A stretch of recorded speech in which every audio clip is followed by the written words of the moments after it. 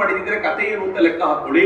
ಈ ಬಾರಿ ಯೋಗಿ ಆದಿತ್ಯನಾಥರು ಆ ಸಂಗಮ ಕ್ಷೇತ್ರದ ಜಾಗವನ್ನ 12 ಕಿಲೋಮೀಟರ್ಗೆ ಸಿಗುವಂತೆ ಮಾಡಿ 12 ಕಿಲೋಮೀಟರ್ ಉದ್ದಕ್ಕೂ ಜನ ಹೋಗಿ ಸ್ನಾನ ಮಾಡ್ಲಿಕ್ಕೆ ವ್ಯವಸ್ಥೆ ಮಾಡಿಕೊಟ್ರಲ್ಲ. ಹೀಗಾಗಿ ಸಂಗಮ ಸ್ನಾನವೇ ಮಾಡಬೇಕು ಅನ್ಕೊಂಡ ಪ್ರತಿಯೊಬ್ಬರಿಗೂ ಅವಕಾಶ ಆಯಿತು. ಈ ಬಾರಿ 2 ಕೋಟಿ, ಕಳೆದ ಬಾರಿ 2 ಕೋಟಿ ಖರ್ಚು ಮಾಡಿದ್ರು. ಈ ಬಾರಿ 15,000 ಕೋಟಿ ಖರ್ಚು ಮಾಡಲಾಗಿದೆ. ಕಳೆದ ಬಾರಿ ಯಾರ್ಯಾರು ಪೆಂಡಾಲ್ಗಳ ಕಡೆ ಹೋದ್ರೋ, ಅಖಾಡಗಳನ್ನು ನೋಡ್ಲಿಕ್ಕೆ ಹೋದ್ರೋ ಅವ್ರಿಗೆ ಗೊತ್ತಾಗುತ್ತೆ. ಈ ಬಾರಿ 10,000 ಟೆಂಟುಗಳಿದ್ವು. ಕಳೆದ ಬಾರಿ 4,000 ಟೆಂಟುಗಳಷ್ಟೇ ಇದ್ವು. ಈ ಬಾರಿ 10,000 ಟೆಂಟುಗಳಿದ್ವು. ಕಳೆದ ಬಾರಿ ಅಖಿಲೇಶ್ ಯಾದವ್ ಅವರ ಕಾಲಕ್ಕೆ 5 ಕೋಟಿ ಜನ ಬಂದಿದ್ರು. ಅದನ್ನೇ ದೊಡ್ಡ ನಂಬರ್ ಅನ್ಕೋತಿದ್ವಿ ನಾವು. ಈ ಬಾರಿ 50 ಕೋಟಿ ಸಂಖ್ಯೆ ಆಗ್ಲೇ ದಾಟಿಯಾಗಿ ಹೋಗಿದೆ. ಈ ಸಂಖ್ಯೆ ಅದರ 10 ಪಟ್ಟು ಜಾಸ್ತಿ ಅಂತ. ಮಿತ್ರ, ಇಲ್ಲಿಗೆ ಮುಗಿಲಿಲ್ಲ. ಕಳೆದ ಬಾರಿ ಹೆಚ್ಚು ಕಡಿಮೆ 50,000 ಕೋಟಿ ರೂಪಾಯಿ ಆದಾಯ ಇರಬಹುದು. ಈ ಬಾರಿ ಹೆಚ್ಚು ಕಡಿಮೆ 2 ಲಕ್ಷ ಕೋಟಿ ರೂಪಾಯಿ ಆದಾಯ ಆಗಿದೆ ಅಂತ. 2 ಲಕ್ಷ ಕೋಟಿ. ಇನ್ನೂ ಆಶ್ಚರ್ಯ ಹೇಳ್ತೀನಿ ನಾನು ನಿಮ್ಗೆ. ನಾನು ಇತ್ತೀಚೆಗೆ ಒಂದು ಡಾಟಾ ನೋಡ್ತಾ ಇದ್ದೆ. ಕಳೆದ 1 ತಿಂಗಳ ಹಿಂದೆ ಅಲ್ಲಿನೊಬ್ಬ IAS ಆಫೀಸರ್ ಜೊತೆ ಮಾತಾಡ್ತಿರುವಾಗ ಅವ್ರು ಹೇಳ್ತಾ ಇದ್ರು, ಹೆಚ್ಚು ಕಡಿಮೆ 800 ಕೋಟಿ ರೂಪಾಯಿಯ, 1-2 ರೂಪಾಯಿ ಅಲ್ಲ ರೀ, 800 ಕೋಟಿ ರೂಪಾಯಿಯ ಹೂವಿನ ಹಾರಗಳೇ ಪ್ರಯಾಗದಲ್ಲಿ ಮಾರಾಟ ಆಗಿರಬಹುದು ಎನ್ನುವಂತ ಅಂದಾಜಿದೆ. ಹೂವು ಮಾರಾಟ ಮಾಡೋದಂತೂ ಲೈಫ್ ಆಗುತ್ತೆ. ಇನ್ ಜೀವಮಾನದಲ್ಲಿ ಹೂ ಮಾರಾಟ ಮಾಡೋದು ಬೇಡ. ಇಮ್ಯಾಜಿನ್ ಮಾಡಿ ಹೆಂಗಿದೆ. ಅವ್ರು ಹೇಳ್ತಾರೆ ಹೆಚ್ಚು ಕಡಿಮೆ 17,000 ಕೋಟಿ ರೂಪಾಯಿ ಊಟ ತಿಂಡಿಯ ವ್ಯವಸ್ಥೆ ಬಿಸ್ನೆಸ್ ಆಗಿದೆ ಅಂತ. 17,000 ಕೋಟಿ. ಈ ನಂಬರ್ ಯಾವುದು ಚಿಕ್ಕ ಚಿಕ್ಕದಲ್ಲ ರೀ. ಈ ನಂಬರ್ ಎಲ್ಲ ದೊಡ್ಡದ್ದು. ಎಲ್ಲರೂ ಕೇಳ್ತಾರಲ್ಲ, ಸ್ನಾನ ಮಾಡೋದ್ರಿಂದ ಏನಾಯ್ತು? ಸ್ನಾನ ಮಾಡೋದ್ರಿಂದ ಒಂದು ರಾಜ್ಯದ ಉದ್ಧಾರ ಆಗೋಯ್ತಪ್ಪ ಅಂತ. ದೇಶ ಸ್ನಾನ ಮಾಡಿತು, ಒಂದು ರಾಜ್ಯ ಉದ್ಧಾರ ಆಗೋಯ್ತು. ಮಿತ್ರ, ಈ ದೇಶದ ವೈಶಿಷ್ಟ್ಯ ಅದು. ನಾನು ನಿಮಗೆ ಆಶ್ಚರ್ಯದ ಸಂಗತಿ ಹೇಳೋದಂದ್ರೆ, ಯಾರ್ಯಾರು ಪ್ರಶ್ನೆ ಮಾಡ್ತಾರೋ ಅವ್ರ ಮುಖದ ಕಪಾಳ ಹೊಡೆದಂತೆ ಹೇಳಿ. ಈ ದೇಶದಲ್ಲಿ ಕನಿಷ್ಠ ಪಕ್ಷ 200 ನಗರಗಳಿವೆ. ಆ 200 ನಗರಗಳ ಎಕಾನಮಿ ಆ ನಗರಗಳಲ್ಲಿರುವಂತ ದೇವಸ್ಥಾನಗಳ ಆಧಾರದ ಮೇಲೆ ನಿಂತಿದೆ.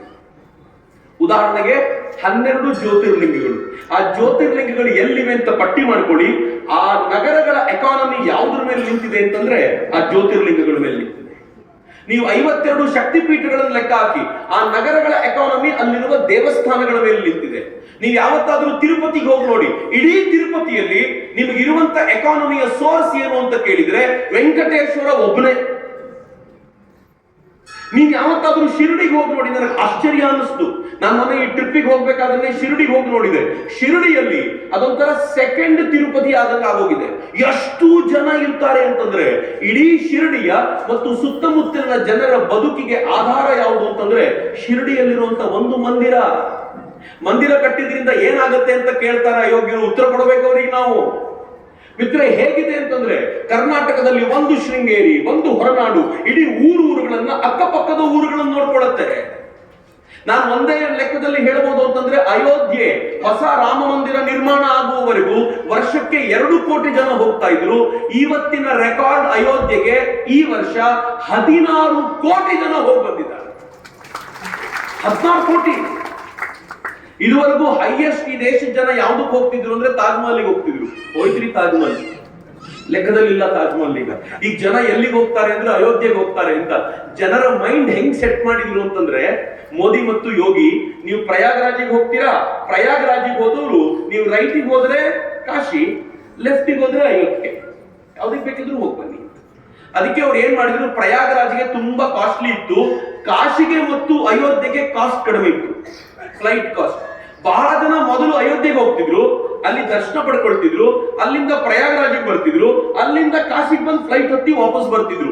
ಈ ಬಾರಿ ಕಾಶಿ ಮತ್ತು ಅಯೋಧ್ಯೆ ಕೂಡ ಹೆಂಗೆ ಬೆಳಗ್ಬಿಟ್ಟಿದೆ ಅಂತಂದ್ರೆ, ಈ ಪ್ರಯಾಗರಾಜನ ಕಥೆಯ ನಡುವೆ ಅವೆರಡರಲ್ಲೂ ಕಂಟ್ರೋಲ್ ಮಾಡ್ಲಿಕ್ಕೆ ಆಗದೆ ಇರುವಷ್ಟು ಜನ ಹಿಂದೂಗಳಿಗೆ ಒಂದು ಕಡೆ ಸೇರ್ಲಿಕ್ಕೆ ಜಾಗ ಇರಲಿಲ್ಲ ಅಂತ ನಾವು ಅಂತಿದ್ವಿ. ಈಗ ಹೆಂಗ್ ಸೇರ್ತಿದ್ದಾರೆ ಅಂತಂದ್ರೆ, ಯಾರ್ಯಾರು ಹಿಂದೂಗಳು ಒಗ್ಗಟ್ಟಾಗೋದಿಲ್ಲ ಅಂತ ಹೇಳ್ತಿದ್ರು ಅವರೆಲ್ಲ ಒಬ್ಬೊಬ್ಬರೇ ಕೂತ್ಕೊಂಡು ಬಾಯ್ ಬಡ್ಕೋತಿದ್ದಾರೆ. ಹಿಂಗ್ ಒಗ್ಗಟ್ಟಾಗ್ಬಿಟ್ರೆ ನಾವು ಸತ್ತೋಗ್ಬಿಡ್ತೀವಿ ಅಂತ ಅವರೆಲ್ಲರೂ ಅಂದುಕೊಳ್ಳೋ ಮಟ್ಟಿಗೆ ಬರ್ತಿದ್ಯಲ್ಲ, ಇದು ಹಿಂದೂಗಳನ್ನ ಒಗ್ಗಟ್ಟು ಮಾಡುವಂತ ತಂತ್ರ ಅಂತ. ಮಿತ್ರೇ, ಈ ಬಾರಿ ಇದರಲ್ಲಿ ಪ್ರಯಾಗನಲ್ಲಿ ಒಂದು 3, ನಂಗೆ ಗೊತ್ತಿದೆ ನೀವು ಯಾರು ನೋಡ್ಲಿಲ್ಲ, ನೆಕ್ಸ್ಟ್ ಟೈಮ್ ಹೋದಾಗ ನೋಡ್ಕೊಂಡು ಬನ್ನಿ, 3 ಅದ್ಭುತವಾಗಿರುವಂತ ಪಾರ್ಕ್ ಅನ್ನು ಮಾಡಿದ್ದಾರೆ. ಒಂದು ಶಿವಲಿಂಗದ ಪಾರ್ಕ್ಗಳನ್ನು ಹಿಂಗ್ ಮಾಡೋದು ನೋಡಿ. ನಮ್ಮೂರಿನಲ್ಲಿ ಪಾರ್ಕ್ ನಲ್ಲಿ ಒಂದು ದೇವರ ಚಿತ್ರ ಇಡಬೇಕು ಅಂತಂದ್ರೆ, ದೇವರ ಮೂರ್ತಿ ಇಡಬೇಕು ಅಂತಂದ್ರೆ, ಇಲ್ಲಿರೋ ಸರ್ಕಾರಗಳು ಹೇಳ್ತವೆ ಅದನ್ನ ಇಟ್ರೆ ಸೆಕ್ಯುಲರ್ ಆಗಿರೋದಿಲ್ಲ, ಇಡಬೇಡಿ ಅಂತ.